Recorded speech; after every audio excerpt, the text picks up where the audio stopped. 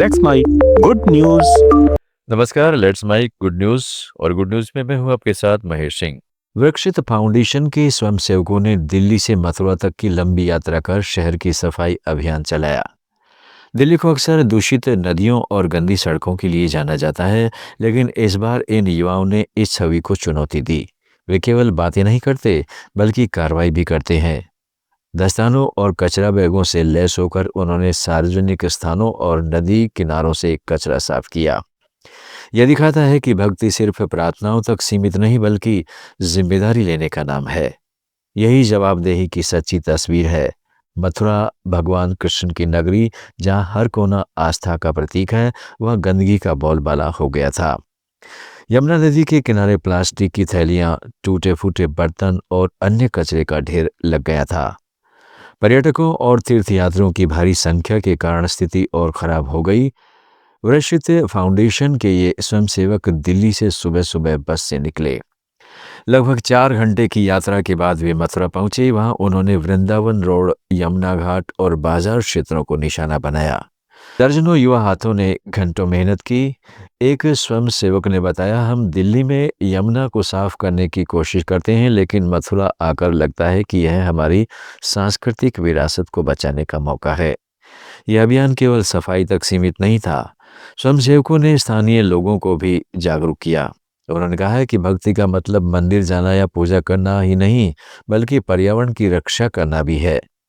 कई ग्रामीण महिलाएं और बच्चे उनके साथ जुड़ गए। एक बुजुर्ग ने कहा, ये बच्चे हमें शर्मिंदा कर रहे हैं। हम रोज यहीं रहते हैं, लेकिन सफाई की जिम्मेदारी नहीं लेते। अभियान के दौरान सैकड़ों किलोमीटर कचरा इकट्ठा किया गया, जिसमें प्लास्टिक, पॉलीथीन और जैविक अपशिष्ट शामिल थे। इसे अलग अलग श्रेणियों में बांटकर रिसाइकलिंग केंद्र भेजा गया। दिल्ली की यह टीम पर्यावरण संरक्षण में सक्रिय है। वे नियमित रूप से नदी सफाई, वृक्षारोपण और जागरूकता शिविर चलाते हैं। मथुरा यात्रा उनके लिए विशेष थी, क्योंकि यह धार्मिक नगरी है। यहाँ सफाई से न केवल शहर साफ होता है, बल्कि आस्था भी मजबूत होती है। फाउंडेशन के संस्थापक ने कहा, हमारी दिल्ली प्रदूषण की राजधानी कही जाती है, लेकिन हम इसे बदलना चाहते हैं। छोटे छोटे कदमों से बड़ा परिवर्तन संभव है। दिल्ली में यमुना की नदी में तैरने वाला सफेद झाग बर्फ नहीं, बल्कि भारी धातुओं और रसायनों का विषैला घोल है, जो अवैध जिन्स डाइंग यूनिट से निकलकर नालों के जरिए नदी में पहुंच रहा है। इन कारखानों में इस्तेमाल होने वाले सिंथेटिक इंडिगो रंग और अन्य केमिकल्स सेंथत तथा मिट्टी को भी जहरीला बना रहे हैं। ये प्रदूषण मछलियों, पौधों और आसपास रहने वाले लोगों के लिए गंभीर खतरा है, क्योंकि कई पदार्थ कैंसरकारी माने जाते हैं। दिल्ली के व्यापारी वरुण गुलाटी ने अपना कारोबार लगभग छोड़कर यमुना के संरक्षण के लिए आंदोलन शुरू किया। उन्होंने राष्ट्रीय हरित अधिकरण में याचिका दायर कर अवैध जिन्स डाइंग यूनिट्स के खिलाफ सख्त कार्रवाई की मांग की।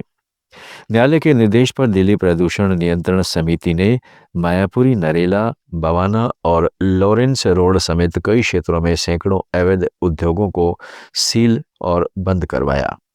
रिपोर्ट के मुताबिक करीब 700 इकाइयां बंद की गई, जो पहले निकलने वाले अपशिष्ट को सीधे यमुना या उसकी नालियों में छोड़ रही थीं। लेकिन अभी युद्ध खत्म नहीं हुआ है।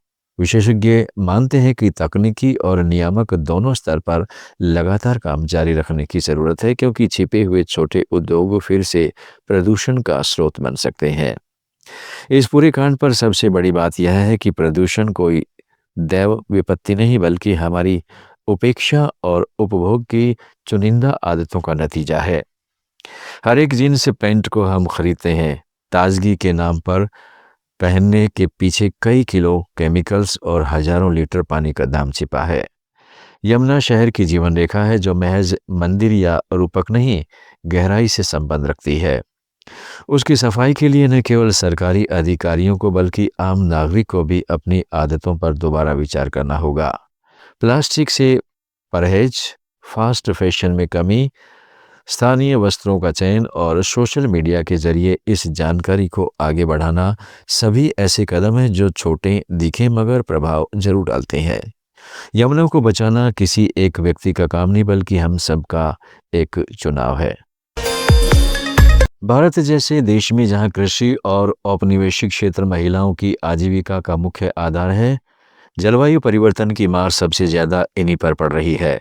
सूखा, बाढ़, अनियमित मानसून और तापमान में वृद्धि ने लाखों महिलाओं की रोजी रोटी छीन ली है।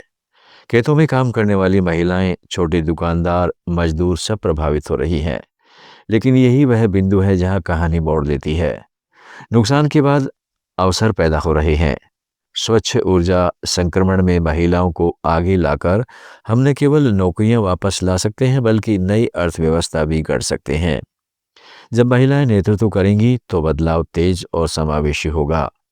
अहमदाबाद की एक ई ऑटो चालक मीराबेन इसका जीता जागता उदाहरण है।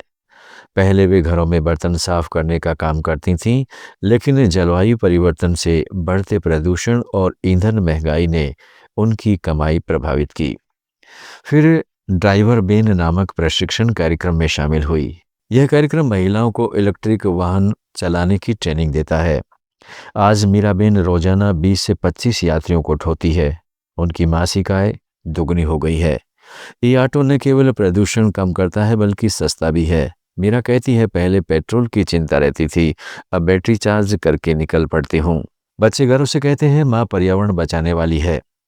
ऐसी हजारों महिलाएं अब शहरों में ई रिक्शा, ई स्कूटर और ई ऑटो चला रही है। यह बदलाव सिर्फ व्यक्तिगत नहीं बल्कि पूरे समुदाय को मजबूत कर रहा है। गुजरात के ग्रामीण इलाकों में एक और प्रेरणादायक कहानी चल रही है, जिसमें एनडीडीबी की मदद से एक समूह ने बायोगैस और उर्वरक उत्पादक सहकारी समिति शुरू की है। यहाँ 50 से ज़्यादा महिलाएं मिलकर काम कर रही हैं। पहले ये महिलाएं गोबर इकट्ठा करके बेचती थीं, लेकिन अब वे बायोगैस प्लांट चला रही हैं। गोबर से गैस बनती है जो रसोई में इस्तेमाल होती है और बचा अवशेष जैविक खाद बन जाता है। इसे न केवल स्वच्छ ईंधन मिलता है बल्कि किसानों को रासायनिक उर्वरकों से मुक्ति भी। लक्ष्मीबेन समिति की अध्यक्ष बताती हैं, पहले लकड़ी जलाकर खाना बनाना पड़ता था, धुआं आंखें जलाता था। अब बायोगैस से स्वच्छ रसोई है और हमारी खाद खेतों को उपजाऊ बना रही है। हमारी आय पहले से 40% बढ़ गई है। यह मॉडल अब राजस्थान, उत्तर प्रदेश तक फैल रहा है। ग्रामीण महिलाएं न केवल ऊर्जा उत्पादक बन रही हैं बल्कि उद्यमी भी हैं। ये उदाहरण दिखाते हैं कि स्वच्छ ऊर्जा संक्रमण महिलाओं के लिए नया अवसर है। सौर ऊर्जा, पवन ऊर्जा, बायोगैस, इन क्षेत्रों में प्रशिक्षण देकर हम लाखों नौकरियां पैदा कर सकते हैं।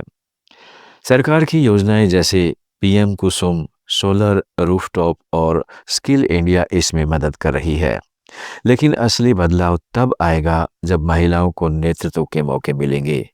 वे न केवल परिवार चलाएंगी बल्कि गांव और शहरों को हरा भरा बनाएंगी।